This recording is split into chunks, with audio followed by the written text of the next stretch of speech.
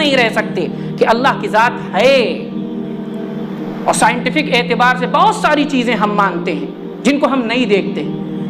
Current, دوڑتا ہوا current, ہم یقین رکھتے ہیں کہ یہ جو تار ہے اگر اس میں ارتھنگ ہے، اس میں بجلی ہے تو اس میں کرنٹ ہے، ہاتھ لگائیں گے تو ہمیں کرنٹ پکڑ لے گا، ہماری جان پر آ سکتی ہے. یقین کرتے ہیں نہیں کرتے؟ تو جس طرح بہت ساری باتیں اس دنیا میں ہم بغیر دیکھ کر یقین کرتے ہیں، اللہ کہہ رہے ہیں ایک بات اور یقین کرو کہ وہ لوگ جنہوں نے اللہ کے لیے، اللہ کے دین کے لیے، اللہ کے دین کی پاسبانی کے لیے، محمد الرسول اللہ کے مشن کو فروغ دینے کے لیے اپنی جانوں کا نذرانہ پیش کیا ہے، انہوں نے ہمیشہ ہمیشہ کی زندگی پالی. یقین کرو اس بات پر. وَلَكِنْ لَا تَشْعُرُونَ، تمہیں نہیں سجائی دیتا، تمہیں نہیں دکھائی دیتا، تمہیں نہیں نظر آتا، تمہیں تو بہت ساری چیزیں نہیں دکھائی دیتی. اب بتائیے جو لوگ ہمیشہ ہمیش کی زندگی پا چکے ہوں ان کو یاد کر کے رونا چاہیے کہ اتنے بڑے اور بلند نصیبی کو پانے کے بعد ان کو یاد کر کے ان کے نقش قدم پر چلنے کے لیے عزم کرنا چاہیے. یقیناً ہمارے لیے یہ لوگ سرمایہ فخر ہیں، ہمارے لیے یہ لوگ نشان راہ ہیں جن کو دیکھ کر ہم اپنی زندگی سنوار سکتے ہیں، جن کے نقش قدم پر چل کر ہم دنیا کی سعادتیں بھی حاصل کر سکتے ہیں، آخرت کی سعادتیں بھی حاصل کر سکتے ہیں.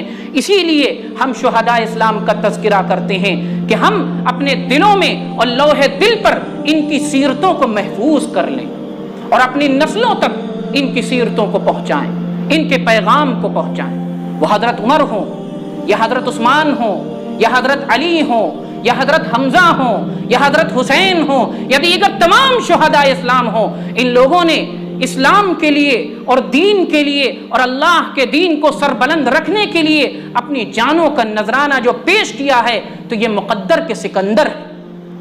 شہادت میرے بھائیوں افسوس کرنے کی چیز نہیں ہے، ماتم کرنے کی چیز نہیں ہے، سینہ کوبی کرنے کی چیز نہیں ہے، سینہ چاک کرنے کی چیز نہیں ہے. یہ تو وہ چیز ہے جس کے لیے صحابہ کرام نے اپنے نبی کے نقش قدم پر چلتے ہوئے پوری زندگی دعا کی.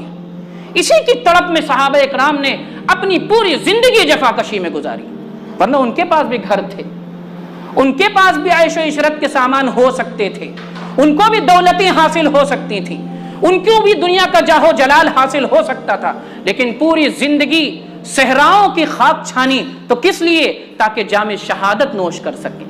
یا تو اللہ کے دین کو سربلند کریں گے، دنیا کے آخری کونے تک اللہ کا پیغام پہنچائیں گے، محمد الرسول اللہ کے مشن کو پہنچائیں گے، یا جان جان آفری کے سپرد کر دیں گے. جس اللہ نے ہمیں جان دی ہے اس اللہ کے دین کی خاطر ہم یہ نذرانہ پیش کر دیں گے. حضرت عمر رضی اللہ تعالیٰ عنہ یہ بھی شہید ہیں اور عظیم المرتبت شہید ہیں. جب محرم کا مہینہ آتا ہے تو خاص طور سے بے تحاشا اور طلب کے ساتھ حضرت عمر کی یاد آ جاتی ہے اور آ جانا چاہیے. ایسی قربانیاں ہیں ان کی، ایسی خدمتیں ہیں ان کی، ایسی جفا کشی ہے ان کی. یہ کون عمر؟ دیگر تمام صحابہ کرام. حضرت عمر رضی اللہ تعالی عنہ کو بہت سارے امتیازات حاصل ہیں. انہی امتیازات میں سے ایک بہت بڑا امتیاز یہ ہے کہ دیگر تمام صحابہ اکرام مرید نبی تھے. عمر مرید ہونے کے ساتھ ساتھ مراد نبی تھے، مراد نبی تھے، نبی نے مراد میں مانگا تھا. عمر ابھی اسلام نہیں لائے ہیں لیکن عمر کے لیے دعائیں ہو رہی ہیں. اللہم اعز الاسلام بعمر بن الخطاب خاصتا. اے اللہ یوں تو تمام انسانیت کو ہدایت دیجئے، تمام انسانیت تک دعوت عام کر دیجئے، تمام انسانیت کو حق گو بنا دیجئے، لیکن اے اللہ خاص طور سے عمر ابن خطاب کو میری جھولی میں ڈال دیجئے. اللہم اعز الاسلام بعمر بن الخطاب خاصتا. ابھی عمر اسلام نہیں لائے ہیں اور نبی دعا کر رہے ہیں. یہ کیسے نصیبے کے بلند لوگ تھے، یہ کیسے مقدر کے سکندر لوگ تھے. اور جب عمر اسلام لائے تو اللہ کے نبی نے صحابہ اکرام کے ساتھ خوشی کی وجہ سے ایسا نعرہ لگایا کہ مکہ کی ساری پہاڑیاں گونج اٹھی.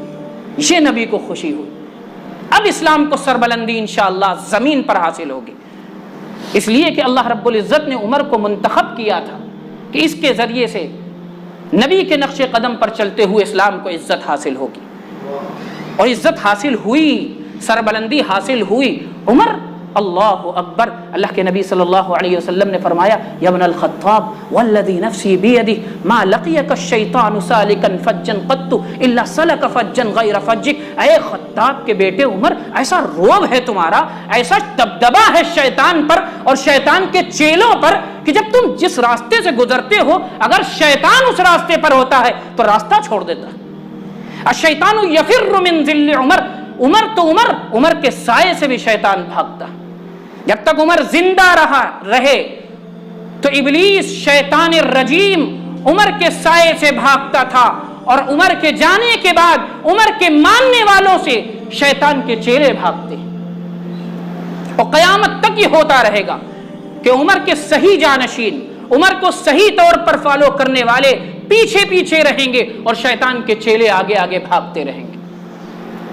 میرے بھائیوں، اللہ کے نبی صلی اللہ علیہ وسلم نے ایک مرتبہ حضرت عمر بن خطاب کے حوالے سے فرمایا لقد كان فيما قبلكم من الامم ناس محدثون فان يك في امتي احد فانه عمر، کہ ہر قوم میں کچھ ایسے لوگ رہے ہیں، ہر قوم میں کچھ ایسے برگزیدہ اور مبارک اور مقدس لوگ رہے ہیں، ہر امت میں ایسے لوگ رہے ہیں کہ جن کے دل میں اللہ رب العزت الہام کر دیتے تھے۔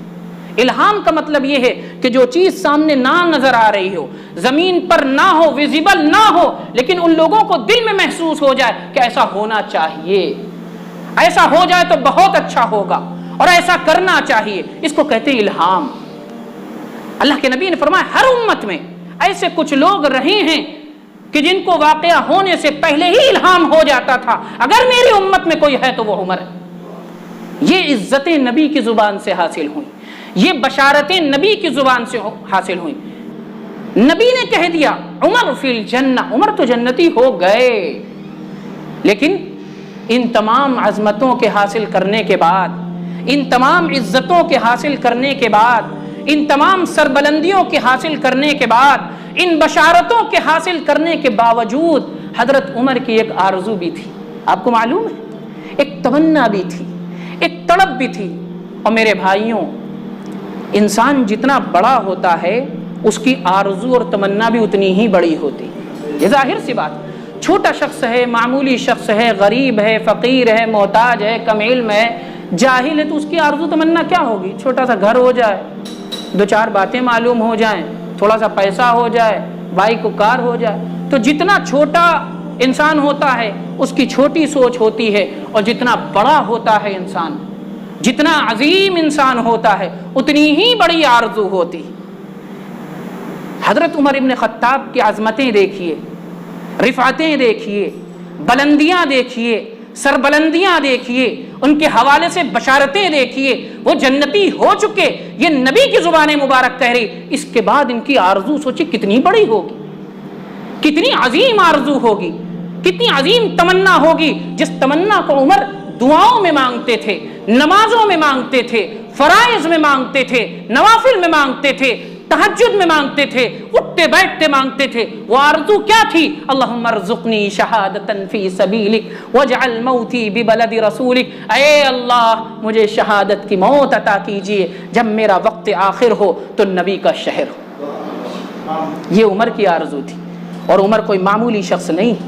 میں نے بتایا مختصراً کیسے عظیم ہستی ہے، تو جو عمر کی تمنا تھی وہ کتنی عظیم بات ہوگی، کتنی بڑی بات ہوگی، جس کو عمر دعاؤں میں مانگتے تھے۔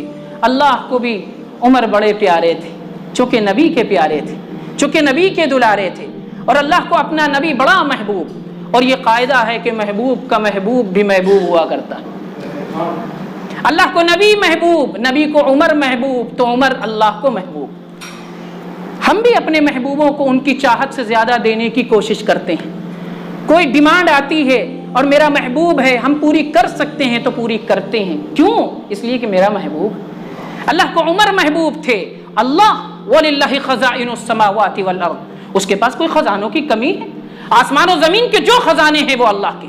لَهُ مُلْكُ السَّمَاوَاتِ وَالْأَرْضِ، آسمان کی ملکیت، زمین کی ملکیت اللہ کی۔ وَهُوَ عَلَى كُلِّ شَيْءٍ قَدِيرٌ، ہر چیز اللہ کے ہاتھ۔ کون اللہ؟ هو الاول، جب کوئی نہ تھا اللہ تھا۔ हुवा अल-आखिर, जब कोई ना होगा अल्लाह होगा, हुवा अल-ज़ाहिर, हुवा अल-बातिन, व हुवा बिकुल्लि शैइन अलीम। तुम जाहिर में देखो, तुम जमीन के तहों में देखो, तुम पिन्हाइयों में देखो, तुम गहराइयों में देखो, तुम पाताल में देखो, तुम सहराओं में देखो, तुम्हें अल्लाह की कुदरत की निशानियां दिख जाएंगी। तो अल्लाह के पास ताकत की कोई कमी थोड़ी ना है, अल्लाह के पास नेमतों की कोई कमी थोड़ी ना, बस अल्लाह के महबूब बनने की ज़रूरत है। जो अल्लाह के महबूब बन जाते हैं वो मुअज़्ज़ज़ हो जाते हैं।